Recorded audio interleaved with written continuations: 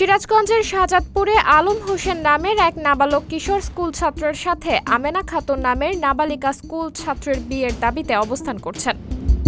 শনিবার ২৪ মে সকাল ৯টায় শাহজাদপুর উপজেলার নরিনা ইউনিয়নের নরিনা মধ্যপাড়া গ্রামে এই ঘটনাটি ঘটে। অবস্থানরত ১৬ বছর বয়সী নাবালিকা স্কুল ছাত্রী পার্শ্ববর্তী গ্রামের চর নরিনা গ্রামের মোহাম্মদ আমিরুল ইসলামের মেয়ে এবং একই বয়সী কিশোর আলম হোসেন নরিনা মধ্যপাড়া গ্রামের মুক্তার হোসেনের ছেলে এবং তারা দুইজনই নরিনা দাখিল মাদ্রাসার ১০ম শ্রেণীর ছাত্রছাত্রী। আলমের সাথে আমি ৩ বছর ধরে রিলেশন করি, তো ও আমাকে ব্যবহার করছে। পরে এখন বলি যে ও বিয়ে করো, আমাকে বিয়ে করে না, আমার সাথে কোনো কথা বলে না।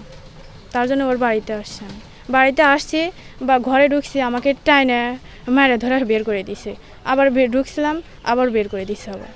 তার জন্য আমি এখানে দাঁড়ায় আছি। সরেজমিনে শনিবার সকালে নরিনা মধ্যপাড়া গ্রামে গিয়ে দেখা যায় নাবালিকা আমেনা খাতুন বিয়ের দাবিতে আলমের বাড়ির সামনে অবস্থান করছে। এ সময় আমেনা খাতুন অভিযোগ করে বলেন, আমাদের দুজনের প্রেমের সম্পর্ক গড়ে ওঠে মাদ্রাসা থেকেই।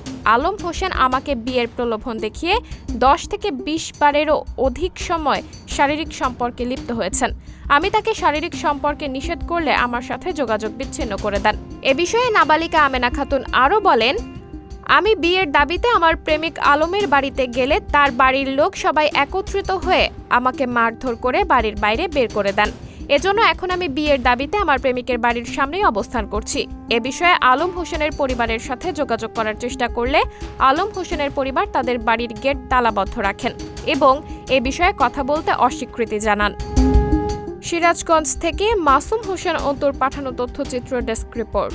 সাবরিনা জলিল, সবার কথা।